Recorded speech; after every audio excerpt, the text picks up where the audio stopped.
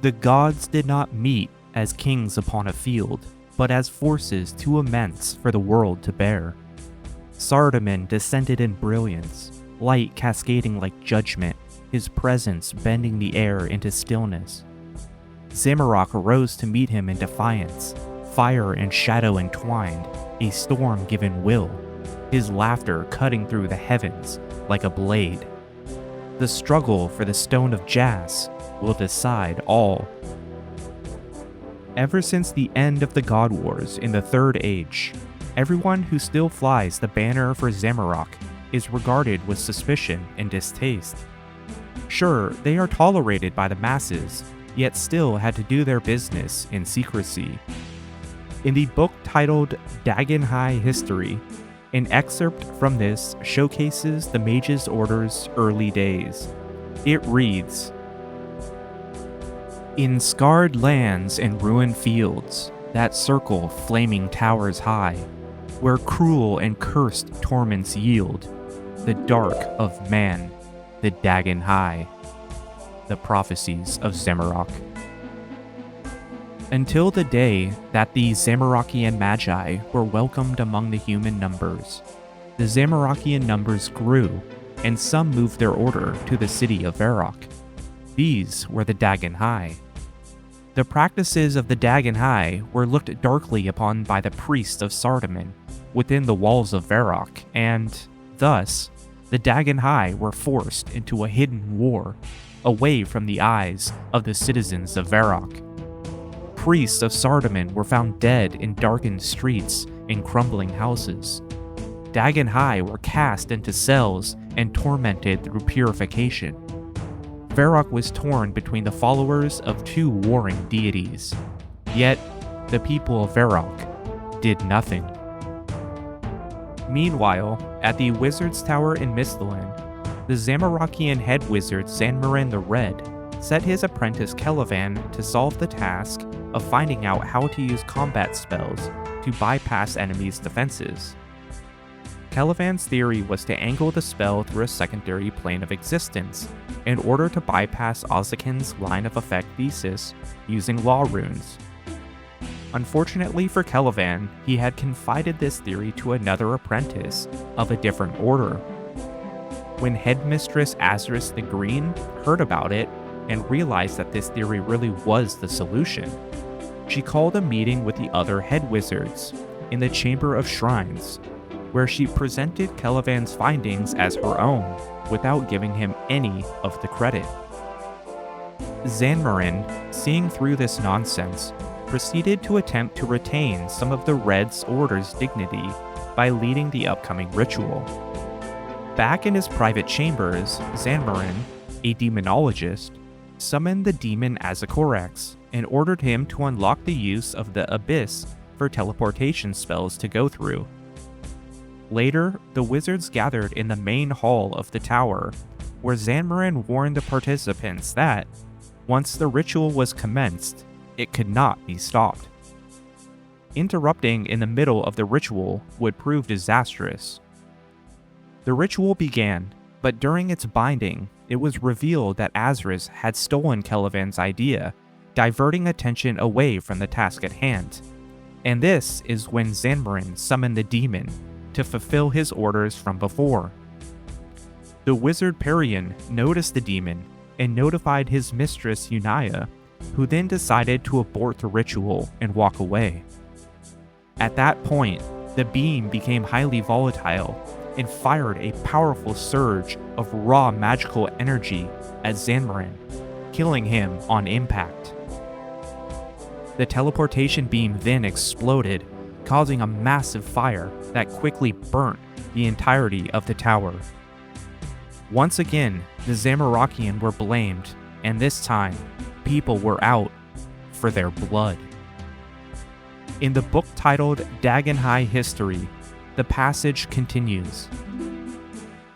The famed Wizard's Tower in the south burned for what seemed like an age, and the people of Varrock knew they had been misled. They turned upon the Zamorakian mages with murderous intent, and the Dagon'hai, even with their skills in dark wizardry, were unable to confront such a vengeance-filled assault against their order, supported in full by the priest of Sardaman. The Dagon'hai were all but decimated. Their numbers were shattered, and they hid themselves in the darkest houses in the most dimly lit of streets within the city. Those that survived the Exodus delved deeper into the most evil of arcane magic, intent on exacting retribution upon the priests of Sardaman and the people of Varrock. Varrock may have fallen if not for the purest of chances. A young guardsman on patrol in the city happened across a dimly lit house in a corner of the city. Sensing something evil in the air, he cautiously peered through one of the small windows and was aghast to see the high elders of the Dagon'hai engaged in a sacrificial ritual. Sounding the alarm, the guards called for help, and the Dagon'hai, knowing they would be slaughtered, fled into the night. The last remaining Dagon'hai were chased throughout Varrock to the great statue of Sardaman himself. Then they all but disappeared. Nobody knows what happened to them, but some say they were set upon by creatures from the wilderness. Others say that they teleported themselves away to a place of safety. A few claim they saw men disappearing into the earth beneath the statue itself. It was as though the statue of Sardaman had claimed their lives in his name. The Dagon'hai never reappeared in Varrock, yet the people knew that one day they would return to have their revenge. This is further backed up by the first-hand account of the Dagon'hai member Sinketh, future leader of the Order after these events. His diary reads, The 2nd of Pentember, 5th Age, 70. We have worked for days. It is a weary and tiring journey that my brothers and I must take, but we are close to success. Elder Daggeth has led us well, and he has told us that Zamorak will reward us greatly for our service to him. The priests of Sardaman haunt our very steps, and I fear our discovery. Yet soon will be the hour of our glory. The Dagon'hai will prevail, and the city will be ours. We will throw down the vile yoke of Sardaman, and the Dagon'hai will be victorious. The 9th of Pentember, 5th Age, 70. Today we donned the filthy robes of the Sardaman priests. It was a foul deed and distasteful to my very soul, yet it had to be done. Without the disguise, we would surely have been found out and ruined. We erected a statue of Sardaman himself just outside the city to the east. Our Lord Zamorak must be laughing in the faces of our enemies at such a deception, for this statue holds the key to our success. Beneath the arrogant caricature of this worthless deity lies the entrance to our most sacred work yet, the Tunnel of Chaos. With this tunnel, we are able to traverse the very source of our power, the Chaos Temple itself. Those foolish followers of Sardaman do not even sense what we have achieved. They have filled the statue with their accursed holy magic, covering even the merest traces of our work beneath. They have granted us the most perfect of disguises. Zamorak be praised. The 11th of Pentember, 5th Age, 70. Excellent news! I have been chosen by Elder Daggeth to be the next hierarch. I, Sinketh Magus, will lead our people in the incantation of Zamorak's will. Surely this means I will become High Elder. I must prove worthy to Lord Zamorak. He will not find me wanting. There is much to do in preparation for the ceremony, and I do not have long. The 24th of September, 5th Age, 70. Disaster! The incantation of Zamorak's will was discovered by a loathsome watchman of all people. Zamorak's blood. The fates are cruel. We could not finish the final rites of the spell. Our work has been undone, and we have no time to gather our forces together and hide. We are being followed by the guards, and the priests of filth are at our heels. We must flee the city. Elder Lanau and Elder Kreenag were slain whilst protecting the sanctum. Elder Dago'hai will not leave with us. Zamorak, take him. He will stand against the hordes that follow us. I am the last of the elders. The order looks to me now. The 27th of September, 5th Age, 70. Today, the last of our order entered the Tunnel of Chaos. We will journey to the Chaos Temple and let Zamorak himself decide our fate. What happened to Elder Dago'hai? I know not. As the city guards closed upon us, I cast an Earthbolt spell to collapse the entrance of the tunnel in an avalanche of earth and stone, saving us and dooming us in one breath. There is only one place for us to go now. After the discovery of the Chaos Tunnels, the Dagon'hai went dark for nearly 100 years, when in the year 169 of the 5th Age, Surok Magus, son of Sinketh, re-emerged to exact revenge by committing a silent coup and turning King Roald III into his puppet. During the quest, What Lies Below, Surok meets with Rat Burgess, leader of the Varrock Palace Secret Guard, although Surok is unaware. Rat would then send in an adventurer to give Surok his final warning, but Surok instead claimed he was working on a special ceremony, but needed certain materials, thus tricking them into delivering said items. Surok gave the adventurers Sinketh's diary and a wand, and asked they be infused with the energy of the Chaos Altar.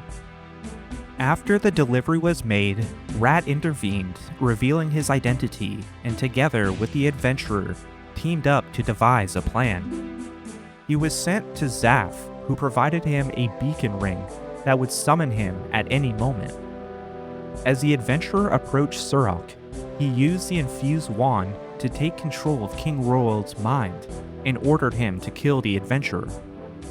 As the king was being held off, the adventurer summoned Zaf with a ring, who countered Surok's mind control spell and disabling his magic. Surok tried to flee, but Zaf used Heliblock, imprisoning him in the library. Following these events, during the Hunt for Surok mini-quest, Surok had fled once again to the Chaos Tunnels, where the adventurer chased him through an intricate, maze-like labyrinth of portals, trudging through packs of gruesome mobs. After finally cornering him, Surok summoned a tremendous orc called Borg and ordered it and its legions to kill the adventurer. Backed up by Surok's powerful magic attacks, the battle raged on, eventually culminating in Surok's defeat. He once again escaped, and this time changed his disguise to a figure known as Dark Squall, appearing randomly in places for short bursts before disappearing again out of thin air. Fortunately for the adventurer, Surok was bound to get involved again elsewhere. Later that same year, during the quest While Guthix Sleeps, Dark Squall was approached by the Majorat Lucian. Lucian had plans of ascending to godhood and had been hunting the Stone of Jas. In order to stay informed on happenings in the wider world, while he traveled, he enlisted the help of the Kinshra and the Dagon'hai, appointing Dark Squall their leader. Soon, an alliance between the Cruxaqual Knights, Guardians of Armadyl, and the Temple Knights found out about Dark Squall from a spy under the influence of a truth serum. They agreed to send their own spy, Silith, to investigate the Black Knight catacombs, but he was captured and imprisoned, thus prompting the adventurer to help finish the job. Disguised as two Kinshra agents, Silith was saved and then approached Dark Squall himself. They placed a teleorb in his pocket to teleport him to a prison, but Surok recognized the adventurer, removed his disguise and tried to kill them.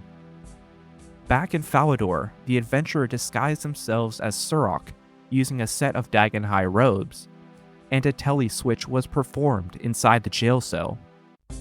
The adventurer was tellied to the catacombs, and the real Surok was teleported into a jail cell in Falador Castle.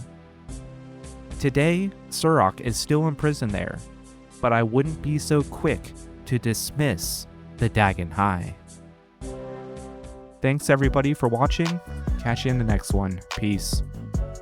RuneScape. Forever.